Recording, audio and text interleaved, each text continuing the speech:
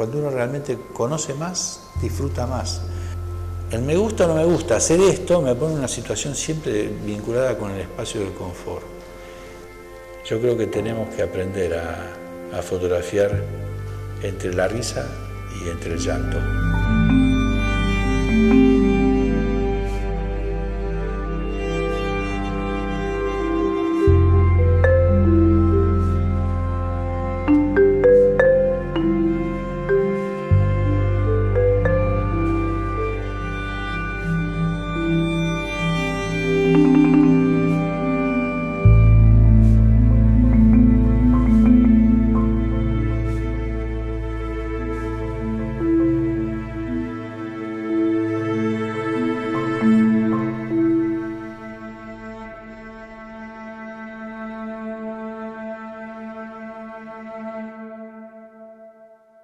Las líneas que definen límites entre unas y otras disciplinas han quedado totalmente difusos y me parece que es un tiempo que está asignado por esta mezcla de medios, por este cruce de disciplinas, en donde la fotografía es una herramienta más, que de repente puede ser usada por un artista conceptual, por un cronista que de alguna manera trata de dar cuenta de lo que le pasa alrededor, o por alguien que, trabajando desde una actitud, si querés, más poético-metafórica, utiliza estas imágenes que siempre están ligadas a un referente para hablar de cuestiones que de repente surgen de su propia imaginación, de su propio mundo interior. En toda fotografía siempre hay un verse reflejado, no solamente un ver lo que pasa, sino que también uno se vuelca en ese mirar, ¿no? Esa subjetividad del fotógrafo es lo que lo hace aparecer en cada fotografía, si es que hay un dominio del medio, ¿no? Nada, el apropiacionismo, el registro de actividades performáticas, todo esto es parte de lo que pasa y me parece que todos debemos hacer un esfuerzo, creo yo, en términos de crecer, cambiando nuestras maneras de acercarnos según los paradigmas que han ido cambiando. O sea, si yo trato de acercarme a las expresiones más contemporáneas con la misma actitud con la que en su momento uno se acercaba a la obra de Cartier-Bresson, suponete, o de Kertész, y bueno, obviamente te vas a quedar afuera, ¿no? Porque es como que no se entiende por dónde va la mano. Yo creo que en el campo teórico de la fotografía, me refiero a ensayistas que han trabajado sobre el análisis tanto de las imágenes como de su génesis, que se esté pensando y se siga pensando sobre la fotografía y demás, termina ayudando, no solamente a quienes la practicamos como una forma de expresión, sino también a la formación de los espectadores, que indudablemente son exigidos cada vez más. Yo tengo la sensación de que hay, por supuesto, una forma de hacer fotografía más, si querés, pasiva, en donde el reclamo hacia el espectador es de una mayor pasividad, de una menor participación. Pero también hay muchas propuestas que implican necesariamente una actitud muy activa e inquieta del espectador. El disfrute, el aprovechamiento de la experiencia de ir a ver una muestra o de conocer un autor, llega al máximo disfrute o al máximo potencial cuando realmente uno tiene alguna información, ¿no? Cuando uno realmente conoce más, disfruta más. Para muchos, mercado del arte, estas dos palabras tienen una importancia diferente, ¿no? Para muchos de nosotros. Y para algunos, de estas dos palabras, la más importante es mercado. Y para otros, la más importante de estas dos palabras es el arte. En general, los fotógrafos le hemos dado durante mucho tiempo más importancia a la palabra arte que a la palabra mercado. Y esto nos ha llevado a creer que era una panacea entrar al mercado del arte, sin darnos cuenta que entrábamos a un mercado en donde no siempre se homologa lo mejor. Como en cualquier mercado hay modas, hay preferencias de los que consumen, que de alguna manera determinan líneas de trabajo. Bueno, estas son las partes menos atractivas de ese mercado o de entrar con la fotografía en ese mercado. Uno puede hacer un montón de lucubraciones y de análisis. Creo que lo único que no puede dejar de pensarse es que la fotografía hoy no es más lo que fue hasta los 70, 80 y que nunca más va a volver a ser así. Sí, como que si pensamos en un ensayo documental blanco y negro como los de Eugene Smith, si pensamos en una fotografía incluso superadora de esa desde el punto de vista de la vinculación de sus ideas con la filosofía y demás, como podría plantearse con los americanos de Robert Frank, bueno, pensemos que eso no va a ser más así. Es decir, hoy las propuestas que serían comparables a una actitud contestataria como la que en su momento fue aquella, la de Robert Frank y los americanos, indudablemente no va a pasar por un fotógrafo que agarre una Leica, le ponga tri-X y con un normal salga a registrar lo que pasa en la vida, ¿no? En la sociedad. Hoy indudablemente el lenguaje, si es que se puede llamar lenguaje al uso del medio fotográfico, va por otro lado, va por nuevas experiencias, ¿no? Y esto me parece que es nada, indiscutible. Podemos charlar sobre dónde, sobre cómo, pero esta situación es como nada, lo que pasa. Para movernos en un espacio que de repente es como más conocido para nosotros, que trabajamos con las imágenes permanentemente, yo diría, sería bastante infantil pensar que la llegada de la tecnología digital lo único que hace es facilitarnos técnicamente las cosas como para llegar a tener finalmente un resultado en una copia sobre papel montada detrás de un vídeo con papartú y una varilla negra. Si toda la revolución digital para los fotógrafos se reduce a esto, es que indudablemente no entendimos nada. Nos quedamos afuera de todo lo que ha pasado. Porque esto sería una facilidad operativa para llegar a tener un resultado que en bastantes aspectos se asimilaría a los anteriores. Por supuesto que no estoy diciendo que la fotografía analógica y la digital dan un resultado similar. Yo no estoy diciendo esto. Estoy diciendo que tienen, como desde el pensamiento, algunos puntos en común muy importantes. Digo, ignorar que la fotografía ha cambiado, entre otras cosas, con el advenimiento de la llegada o la llegada de Internet y de las tecnologías digitales, es ignorar un fenómeno social, cultural, de una importancia relevante. Con la llegada de Internet han cambiado los hábitos de todo tipo, los hábitos de lectura, los hábitos de escuchar música, los hábitos de mirar imágenes, los hábitos del vínculo con la muerte y con el sexo. Han cambiado todos estos hábitos. Yo siempre pongo un ejemplo muy gráfico, que es cuántas veces hemos apretado el delete para borrar una imagen dentro de lo que es nuestra actividad cotidiana con nuestra computadora. Comparémoslo con cuántas veces hemos roto una fotografía física, una copia. Yo con lo digital me llevo más o menos bien, qué sé yo. Son esas relaciones como con todo, con un cierto... Bueno, no con todo no, con algunas cosas, ¿no? Donde hay siempre por un lado una cosa afectiva, de cierto cariño, y a la vez algunas dudas, algunas cuestiones así que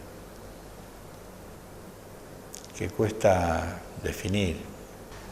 A contrapelo de la opinión de algunos amigos que me dicen, bueno, está todo bien, pero a ver, ¿cuántas fotos buenas hiciste con sistema analógico y cuántas fotos buenas hiciste con lo digital? Y qué sé yo, por ahí tengo fotos más vistas y mejores o más conocidas o que han tenido la mayor aceptación en lo analógico, pero trabajé como no sé cuántos años en lo analógico y ahora en lo digital muchos menos. A riesgo de decir algo que dentro de 6 meses tenga que decirme, estoy haciendo fotos con el celular, hago fotos con una cámara digital y hago fotos con una cámara de formato. Si vos me decís, te roban tu Rolei, no la vas a tener más. Y déjame el celular y sigo sacando fotos con el celular. Aún a sabiendas de que el celular es un celular, no es una cámara, pero ni remotamente. Pero digo, mi vinculación es más con la imagen que con las herramientas que me permiten lograrla. Yo siento que estas nuevas herramientas por lo menos me inquietan como para ver qué pasa. Y bueno, estoy tratando de ver qué pasa. Cuando yo empecé no me preocupaba por el gusto del galerista o del coleccionista, me voy a preocupar a esta altura. Es decir, yo voy a tratar de seguir haciendo lo que me parezca que tengo que hacer, digo, ni siquiera lo que me gusta. Porque a veces lo que me gusta no es tan pertinente, o sea, a veces es qué es lo que hay que hacer, ¿viste? Es como pensarlo desde otro lugar. El me gusta o no me gusta, hacer esto me pone en una situación siempre vinculada con el espacio del confort. Soy un convencido de que en realidad la actividad docente pasa por despertar inquietudes, por acercar herramientas para que cada uno pueda llevar adelante lo que trae, y creo que hay algo que es bastante difícil, pero que siempre me fascina y trato de hacer, que es ver qué hay de positivo, aunque sea poquitito, en los trabajos que va haciendo este discípulo, este alumno, como lo queramos llamar, este estudiante, para que él se apoye, él o ella, se apoye en eso y dé un paso adelante.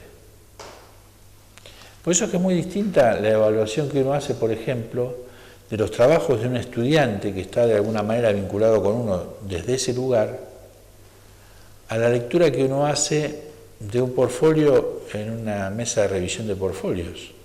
O cuando alguien lo viene a ver a uno con el afán de exponer, ¿no? Y te dice, bueno, puedo exponer en tal lado. Un fotógrafo que está tratando de crecer, que está en sus pininos, que está arrancando, es mucho más vulnerable que alguien que ya está un poco más consolidado, ¿no? Y realmente hay que tener mucho cuidado, porque una mala intervención diciendo cosas sobre el trabajo de alguien puede decepcionar, afectar tanto que le quite la posibilidad de desarrollo. Dentro de lo que es esta situación del aprendizaje o de la educación, siempre se corren riesgos, ¿no? Riesgos de deformación, no solamente de formación, sino de deformación. A mí me parece que es muy importante por parte de quien lleva adelante una actividad docente, alimentar la posibilidad de desarrollo del mundo interior de quien de alguna manera está viniendo a tratar de formarse. Yo no creo en que la docencia sea una permanente bajada de línea de mis ideas desde el punto de vista de lo que yo hago como autor. Me parece que el riesgo de deformar a quien está tratando de formarse debería de tenerse muy en cuenta y debería uno de pensar qué es lo que de alguna manera uno le puede acercar como para que esta persona se realice como individuo, no como un seguidor de mi trabajo. La experiencia de la fotogalería para mí ha sido muy importante. Siempre pensé que la fotografía era algo más que la fotografía de los museos, la fotografía de las galerías, la fotografía esta que llamamos artística o autoral. A mí me parece que las fotografías de los álbumes familiares tienen una poderosísima influencia en nuestra formación, en nuestra identidad cultural, en nuestra identidad individual. Y también hay fotografías poderosísimamente importantes en el campo de la publicidad, en el campo del reportaje, no solamente en el campo de la fotografía de documentos, de identidad. Si hubo algo desde mi impronta que traté volcar en la gestión de la fotogalería es esa, que de alguna manera cada tanto aparezcan muestras de fotografías vinculadas con la historia, la fotografía histórica de nuestro país, hablando entonces de fotografías del siglo XIX y de principios del XX, o del XX hasta 1960, que es una cosa así, en donde en muchos casos la fotografía no era autoral, era fotografía profesional. He hecho una muestra sobre fotografía de bodas, una muestra sobre la fotografía y los disfraces, que para mí han sido muy importantes. Como también me pareció oportuno exponer talleres de fotografía de adolescentes y de chicos, de niños, de, por ejemplo, de la zona San Andrés de Giles, que tengo muy presente, o la gente del inicial PH15, color y blanco y negro, nunca O, siempre I. Cada vez más difícil esa elección. Y bueno, a mí no se me ocurriría pensar en los mares de Sugimoto en color, ni en los trabajos que Sugimoto hizo de los teatros en color. Pero sí se me ocurre que si estás haciendo un ensayo sobre algún personaje de Buenos Aires y lo haces blanco y negro, y estás atrasando 25 años el proyecto, o sea, lo mirás y te parece que está hecho 25 años para atrás. Entonces, nada, pensá eso, después seguí a hacer lo que quiera, obviamente, pero a mí me es muy difícil recomendar o decir 2 o 3 fotógrafos, pero Ayet, Sander, Evans y Humberto Rivas. No, yo no puedo definir mi obra, no me resulta ni en 3 ni en 5.000.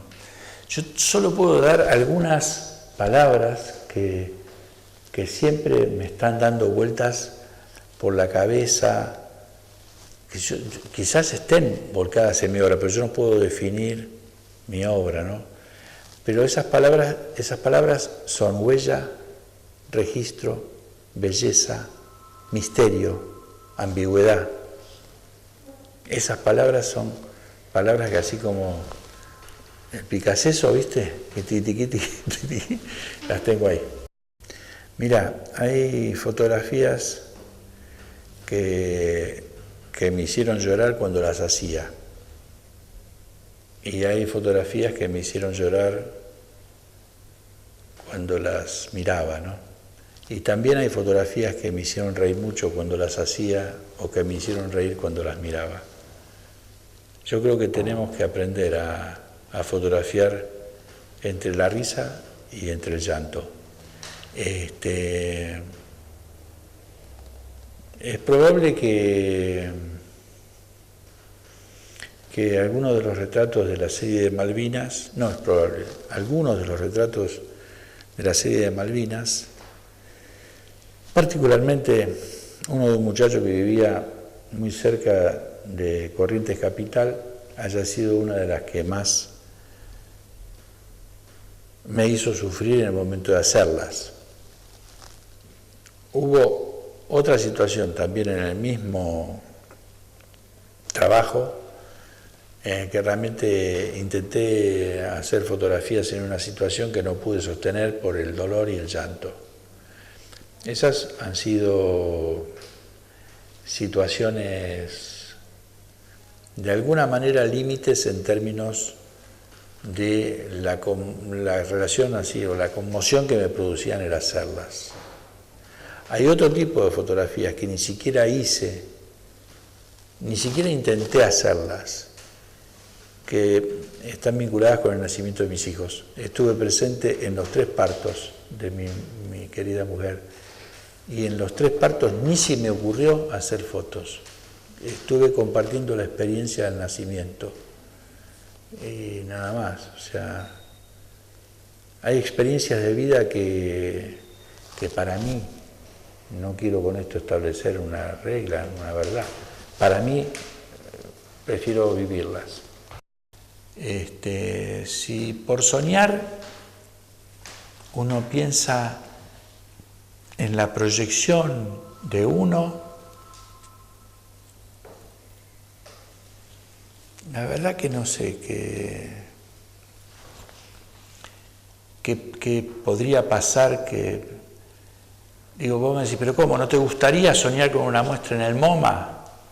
Sí, claro que me gustaría una muestra en un lugar de ese tipo.